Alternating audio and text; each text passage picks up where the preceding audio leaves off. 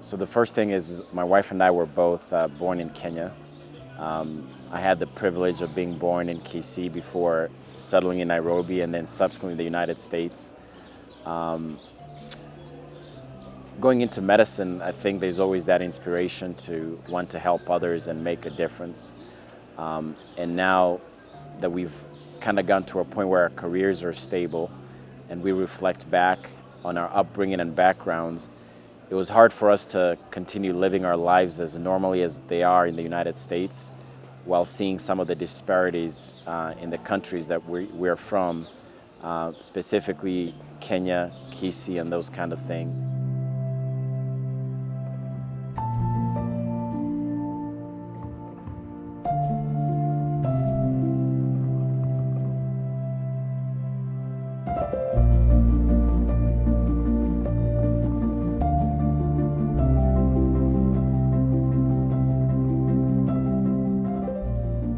Most of the cases that we handle currently are trauma cases, and you can actually, this is because of the current situations that we have. It's a highly populated area with means of transport. Almost like the main means of transport being motorcycles, and so we get so many road traffic accidents.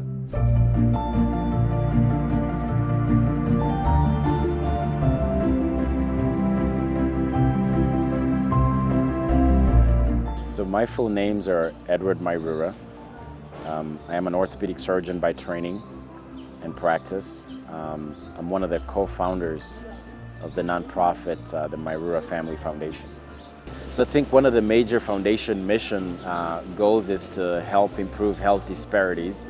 And so this camp addresses that because the challenge here in Kisii is that there's a lot of orthopedic pathology, meaning there's a lot of people who have different orthopedic ailments, whether it's deformity issues, whether it's chronic joint problems that cannot be addressed, or even as we're seeing neglected fractures that have not been treated. And so part of coming in with a team of medical doctors is to be able to fill in that health disparity gap by providing free services where we can come in with orthopedic implants with a team that can do adequate orthopedic work and then address those disparities by treating patients who don't have access or who have access but cannot afford the cost to get the right proper care.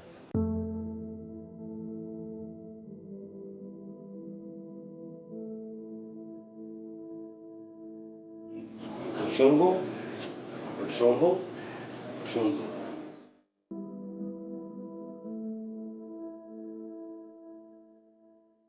My name is Dr. Antonio Rozier. I'm an interventional spine doctor in Dallas, Texas. I practice interventional spine medicine and rehab medicine, my own private practice. Well, for me, my background is in spine and rehab medicine. So since I've been here, I've really focused on those kind of patients. So I've seen a lot of back pain. I mean, I think everyone here has back pain. But back pain is actually one of the most common problems for people across the entire world. And so for me, I'm seeing a lot of degeneration, a lot of back pain, low back pain, a lot of neck pain, a lot of leg pain, a lot of nerve pain. And that comes from degeneration, that comes from a lot of the external forces of life.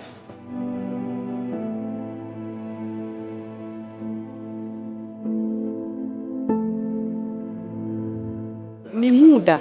Mimi nilianza maumivu kidogo kidogo. Nilianza na mwaka wa 79. Mwaka wa 79 nilipooleka. Sasa nilipokuwa ujauzito nikaanza kushindwa kutembea.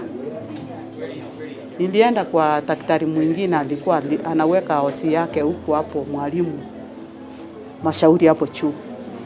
Akanitibu, akanipa madawa, lakini si kupona kabisa, ni kukanya maumivu tena yanarudia.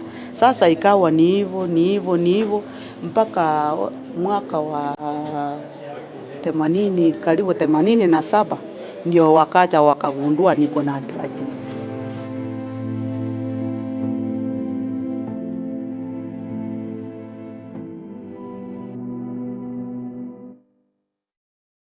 I'm John Harris. I am one of the orthopedic surgeons. What's the role of early detection or early diagnosis of orthopedic conditions? I'd say that depends on your diagnosis. So if you're talking about arthritis, lots of times that condition is going to progress. So an early diagnosis may not necessarily keep you from getting a knee replacement or a shoulder replacement or a hip replacement, but it can help you manage the symptoms. So if you actually know what your condition is, instead of just being a sprain, if you know you have knee arthritis, well, you can get treated appropriately. There are some things you can do to treat early arthritis or early chronic conditions like that. But to some degree, that stuff will continue just because once that cycle starts, and again, it's based on genetics as well as your activities, you can't always stop that. Some things, if you're overweight, you can lose weight and help with that, but I don't think necessarily that's a huge issue so much in Kenya like it is in the United States, where you have a large percentage of overweight individuals. Now, other things, other conditions, some sports conditions, nerve problems, if you detect those early, you can make a big difference. Nerve conditions in particular, if you have some back issues, if you have some issues where nerves are getting compressed and you can actually relieve the pressure, you can make a really significant long-term difference.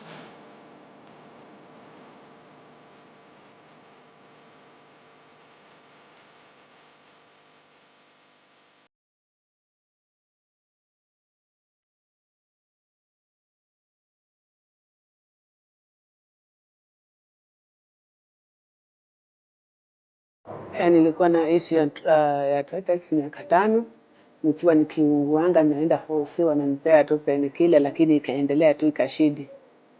Ilikuwa hata ukianza mwendo uwezi. Hapa unasikia tu umeteguka na kaa. Na humu ukitembea inajisiaga. The patient, if I remember correctly, was a 69-year-old female who had developed arthritis in particular, the outside of her knee. And arthritis in general, what is that? Well, that's loss of cartilage in the knee. So when you start to wear away the cartilage down to bare bone, that's when you have advanced or end-stage arthritis. And that's when people start to get things like knee replacements. Before that point, you can usually try to be treated non-operatively with a bunch of different types of treatments. So she was an older female, and how did she get to that point? Again, I think there's a couple of ways you get there, and they're probably multifactorial. I think genetics plays a big role. Probably her parents, if we could look at them, I bet you they have some arthritis. And then probably lifestyle. She's probably worked hard. She's probably done a lot of different activities that have put a lot of strain on her body.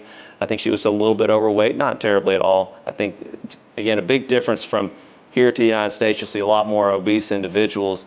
I think probably hers is genetics and lifestyle in terms of just how hard she's worked, and she's just worn out her leg. She could have had an injury somewhere that also predisposed her to further getting arthritis, but I assume this was more of just a buildup from activity and just her genes. And so, she had a knee that was basically worn out mostly in the outside, and her knee was starting to kind of turn into an L. And so our goal is to, at that point, replace the joint surfaces and give her a brand new. So it'll be made of metal and plastic.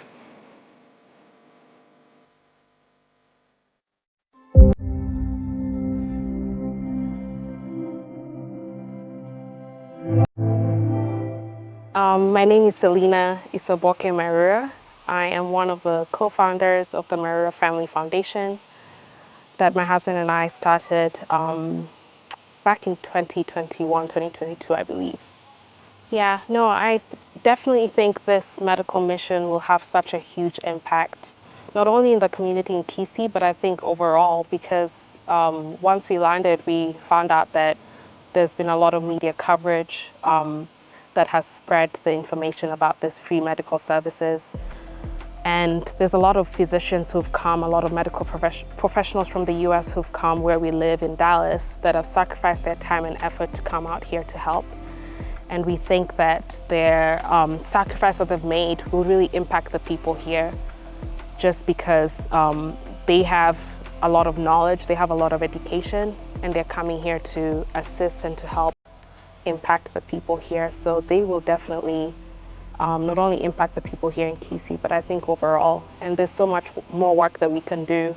We will not only focus here in Kisii, but I think we can spread across the country and just impact different communities overall. Especially given the fact that access to healthcare in Kenya is a big problem. Even for me growing up here, I really noticed that it's the ones who have are the ones who have access to healthcare, but the ones who don't have anything really struggle to find access to the best healthcare. So this opportunity here for the doctors to be here for a week, even this week, will really impact hundreds of people. I mean, the first day I heard they saw about 150 patients. So by the end of the week, we can only imagine they'll probably see over 500. So that's a huge impact already.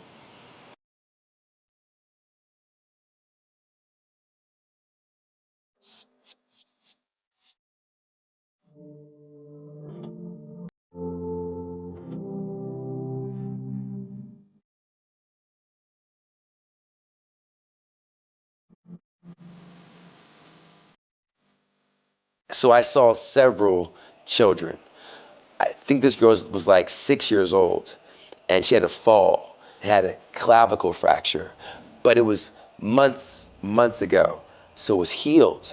But this girl was in so much pain because she couldn't turn her neck, and she was sitting here like this the whole time, and that was one of the toughest things I've ever done because she was so upset.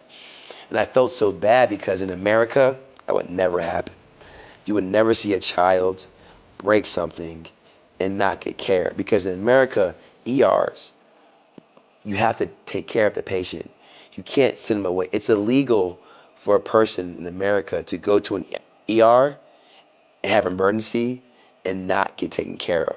So that blew my mind seeing this little girl like just stuck in place like this and afraid to turn her neck because her pain was all stuck in her trapezius muscle and her paraspinal muscles, and she was afraid to move.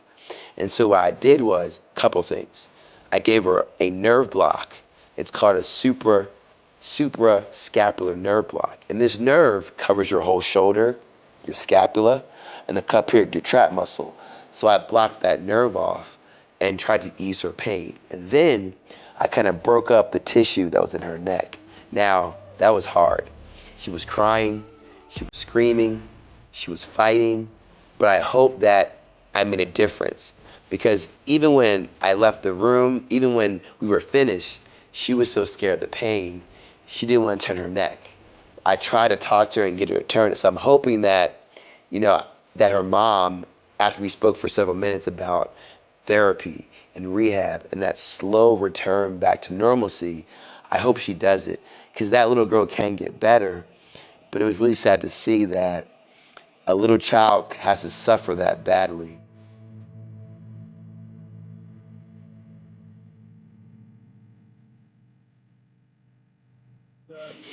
Some of the challenges we face here at KTRH as a facility is mainly, our main challenge is mainly implants. The implants that we use to stabilize these patients. These patients, once you fracture a bone, we usually require an implant. An implant is an implantable device. Most of the times it's stainless steel or titanium that we use to stabilize the fractured limb. So there's a process of acquiring the implant, which is quite costly, and maybe because of the current economic status of the region and the purchasing power of the population, we are limited with that. So most patients are not don't actually are not in a position to afford the implants. Hizi zinasaidia watu sisi wengine tu fukara, hatuna namna. Vingine vinatulemea kwa ajili ya kukosa fedha, lakini vile mmekuja hivi inatusaidia pakubwa Kuna dawa ingine nisingeweza kuenda kununua, lakini nimesapeana kwangu kwa hiari.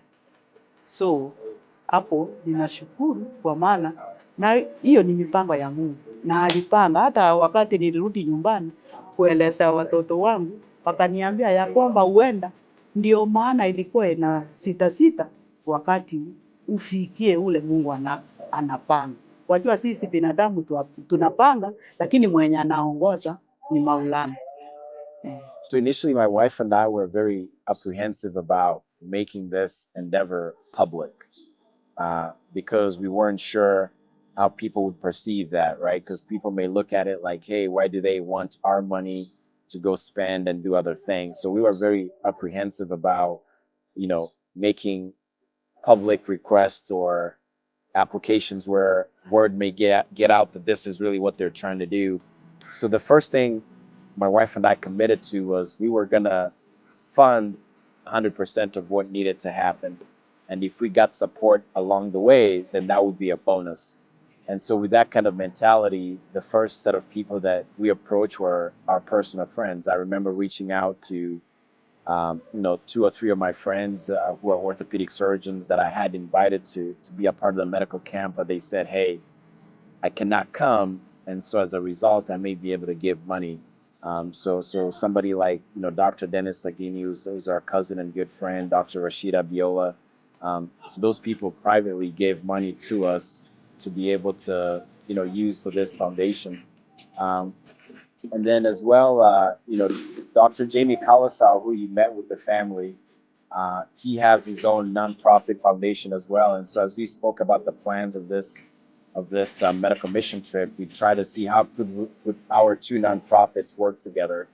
And he was able to kindly donate from his nonprofit, funds which actually are helping cover, your photography and videography team in terms of getting the coverage that we needed to be able to, achieve the foundation goals. And then from that, surprisingly, word get out as we spoke to our patients in the office. I mean, we had patients who were like, hey, I want to write a check to your nonprofit because you guys are going, how do I do that? And so we had a few patients that did that as well. But also I think the key player in all this is the medical equipment, which I think was key. And so, we had our partners with Stryker, which is a big orthopedic implant company, one of the biggest in the world in terms of revenue and implants. And so we're able to get their support through their grant donation program, which required about a 3-month process of approval. So we're able to secure that as a private donation, which was not cash, but at least the most important thing, which is the orthopedic implants.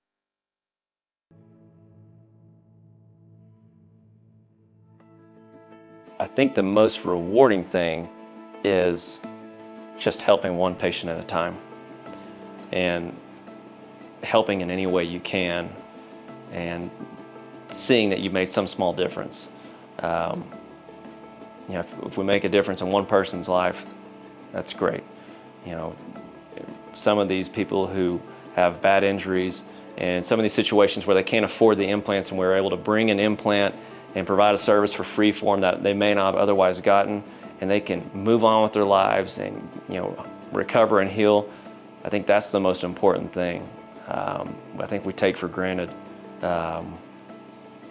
where we come from in terms of the resources we have and the ability to get care regardless of your status or how much money you have. And you see some of these patients who have had a broken leg for 6 weeks and they can't get surgery because they can't afford an implant, which can be expensive where we're from, but is actually pretty cheap here, but still costs a lot of money for them. But to be able to bring it, provide it, no charge, do the surgery, that's been the best part. Just seeing some of these patients, right after I've got done with the surgery, we go up to them and I'm saying like, we're good, everything looks good, and you can just see the genuine kind of smile on their face, and they're thankful. They're so thankful. No, for me, this means a lot. I mean, I was born and raised here in Kenya, and I tell people this all the time, that I didn't realize how privileged I was until I moved out of Kenya. Because I think sometimes when you are home and you're in your home environment, you don't really realize how privileged you are because that's what you see every day. But I think once you leave home and see Kenya from a different lens, or see where you grew up from a different lens, or even see where my parents came from, where our grandparents came from, it really humbles you and changes your whole perspective in life. So I feel very fortunate and feel very blessed that we're able to give back to where we're from, and we're able to impact people's lives. For me personally, it touches me in a way that I can't explain, because we're able to also inspire future generations like our daughter, and also other kids who grow up in a privileged home. Right now we're focusing on healthcare because that's one of my husband's, that's his specialty, so he works in healthcare. But I think in future we have the opportunity to focus on children's education. So I really have a passion for children. We have a 19-month-old. This is her. This is Sienna Mairura. And access to education as well is a big problem in Kenya for a lot of kids. Yes, the government does offer free education, but the quality of education sometimes is what the problem is. So I think we have an opportunity to perhaps help in not only donating books, but just seeing how we can maybe digitize the education, whether it's bringing laptops, computers, or partnering with teachers maybe abroad and seeing if they can do virtual classes, or how they can probably benefit the kids here, in an education perspective.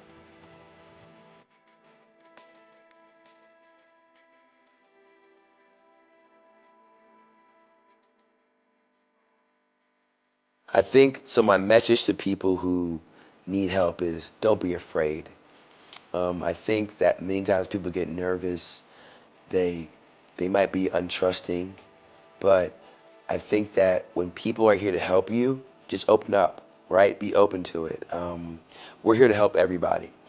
It's hard when you have strangers walk in and tell you this. Sometimes you don't think, you might even believe them, but I think that we're here with very good intentions. This foundation's here to give all it can give and to fill the gaps that are needed right now. Have some trust, have some faith, realize that we're here, bottom line is we're here with love. And I think that's the main message. Like, we want to spread love, we want to support, we want to help, we want to change lives. So don't be closed off, be open, know we're here to help, and give us a chance. Mimi nawashukuru tu sana watu wa Mairura kwa kuletea matibabu. Tena nazidi kuomba kama watakuja baadaye watuletee ingine ili tutibiwe tukiwa wazima.